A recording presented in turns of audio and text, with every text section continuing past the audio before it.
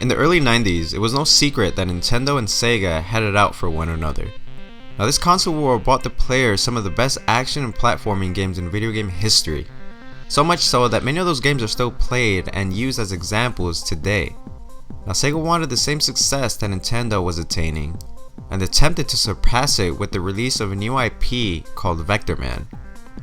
Now with the success of Vectorman came several concepts and ideas for sequels that simply never came to fruition. And so in today's video, we'll be discussing the unreleased Vectorman 3. The year was 2049. The human population of Earth embarks on a migratory voyage to try to colonize other planets. They leave mechanical Orbots to clean up the mess that they made on Earth through littering and pollution. Raster, a high-level Orbot who watches Earth through a planet-wide computer network, is accidentally attached to a working nuclear missile by a lesser Orbot and goes insane, becoming an evil dictator named Warhead. He declares himself ruler of Earth and begins preparation to execute any humans who dare return to their planet. Vectorman, a humble Orbot in charge of cleaning up toxic sludge by discharging it into the sun, lands on Earth after his last trip to find nothing but chaos and confusion. Because all the other Orbots are controlled by Warhead, Vectorman takes it upon himself to destroy the evil Orbot and restore peace to Earth. A very intense and unique plot for a game for the 90s. Now Donkey Kong Country was quite possibly one of the best SNES games ever made. Its graphics were so unique and badass that it set the bar very high for the competition. Now Vectorman was released for the Sega Genesis in North America on October 24th, 1995 by Blue Sky Software. Vectorman was set to be Sega's answer to Donkey Kong Country. Now Vectorman was a hit, so much so in fact that it spawned a sequel. Vectorman 2 included much of the same plus some additional weapons and forms, which is a good thing in my opinion. It didn't drastically change things up, but changed things just enough so that it wouldn't become inferior. It's a perfect example of, if it ain't broken, don't fix it. The plot of the sequel consisted of Vectorman's sludge barge being attacked and destroyed by missiles. Now being able to escape, Vectorman then parachutes down to Earth to battle the mutant insects responsible, and attempts to destroy the new antagonist, the Black Widow Queen.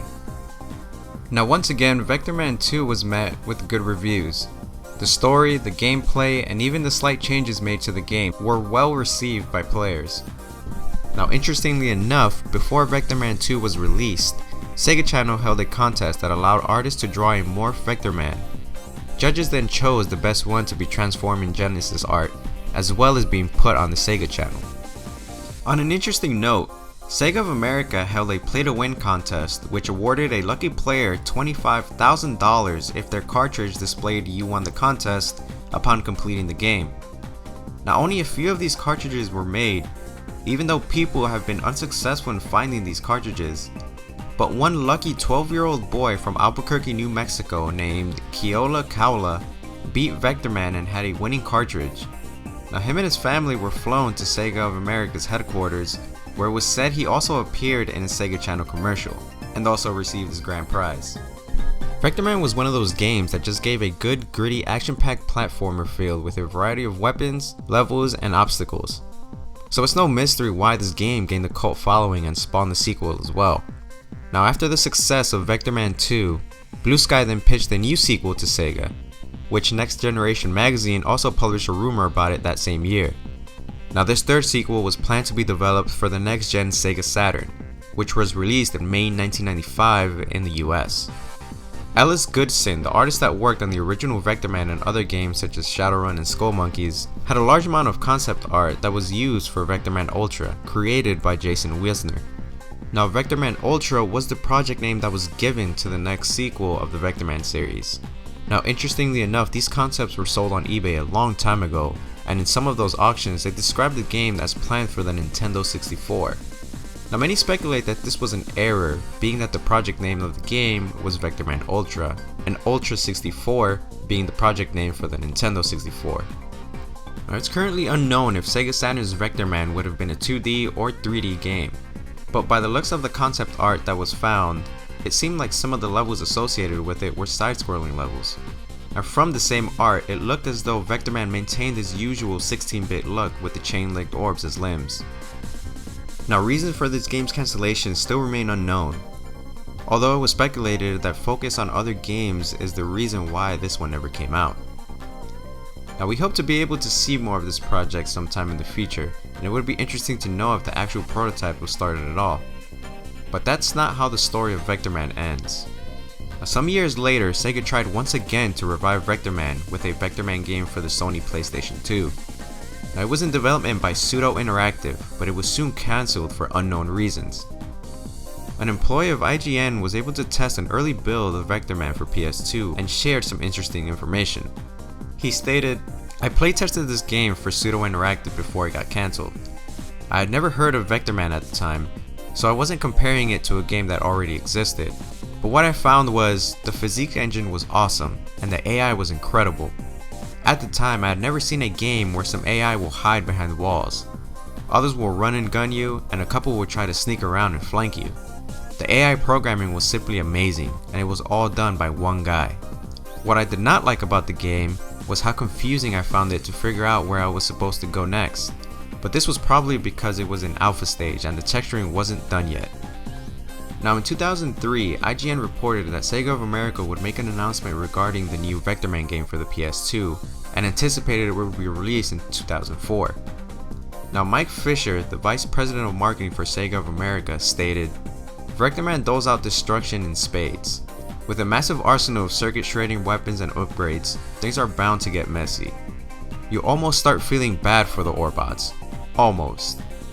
He confirmed that almost an entire decade later, Vectorman 3, or Ultra as the project was titled, would put players as Vectorman himself once again. Even though Vectorman didn't maintain his usual Orbot look from the 16-bit era. GameStop was able to get their hands on a tech demo displaying the game in its early stages. The game seemed to have had a more mature feel to it. Rather than shooting out orbs from his hands like in the 16-bit Genesis era, Vectorman uses actual weapons and grenades, with a jetpack installed in his back. Now, I wish we knew a little more about the plot in this game, because the enemies have a more of a Halo Covenant type of look to them. Definitely doesn't look too bad, but way different from the original. Now, unfortunately, not everyone felt the same. Many gamers who saw this early footage were not happy with the changes that were made, referring to Vectorman's new look and so much that was changed from the original. Many people felt as though this just wasn't Vectorman anymore, but rather a new IP altogether. It's almost as though the developers never even played the original Vectorman. But to be honest, I definitely understand where some of them are coming from. Now, I gotta be honest, I didn't play Vectorman as a kid when it released, but rather later on, so I'm not too nostalgic of Vectorman and how he looks. But oftentimes, drastic change of one's favorite characters can cause a lot of uproar. But I gotta be honest, it really doesn't look like Vectorman at all. Now, one of the biggest things for me was the fact that this demo didn't show Vectorman doing any sorts of morphs or changes.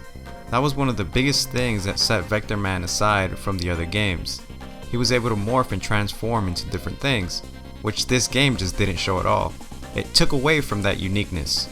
But then again, this is early footage and doesn't reflect what could have been if it was ever completed. So things such as the morph ability probably could have been added or just simply weren't shown altogether. Now, a separate YouTube video surfaced on YouTube on August of 2014 by user Microchip, which showed a more promotional look of the game. Now, this video appears to be a more commercialized version of the demo reel, and shows much of the same but in different angles. Now, Vectorman would be able to upgrade and morph parts of his body with an all-new arsenal of 15 different weapons and 25 unique upgrades. The plot consisted of Vectorman fighting to save planet Gamma 6 from the evil Orbot known as Volt. It was also stated that a good chunk of the game included information that was being saved for E3, and only bits and pieces of information was released to please the hungry fans. The Advanced Physiques engine also allowed for destructible, fully interactive environments with debris and parts having full physique towards explosions and gunfire. Now, there was also a unique mechanic implemented known as Advanced Artificial Intelligence, as stated earlier, that instructs the Orbots to live and react realistically as they work and observe activity around them. Adaptation and teamwork were said to be extremely efficient and accurate, which was also confirmed by the employee who playtested it. Now, according to initial reports, it was to be a bit different from the 16-bit games. The project was interesting because it had full destructible environments and a grappling hook similar to that of Just Cause 2. Now, once again, the reason for this game's cancellation are still unknown, but it would have been interesting to see Vectorman in a 3D world, and who knows, maybe somewhere there is a playable demo of this game. But unfortunately, that is what we know of the Vectorman 3 sequels. Thank you guys for watching. Check out some of our other videos if you like. And don't forget to follow us on Twitter, check out our Facebook, and also our Patreon page if you like. And don't forget to give us any suggestions or any future videos. And I'll catch you all next time.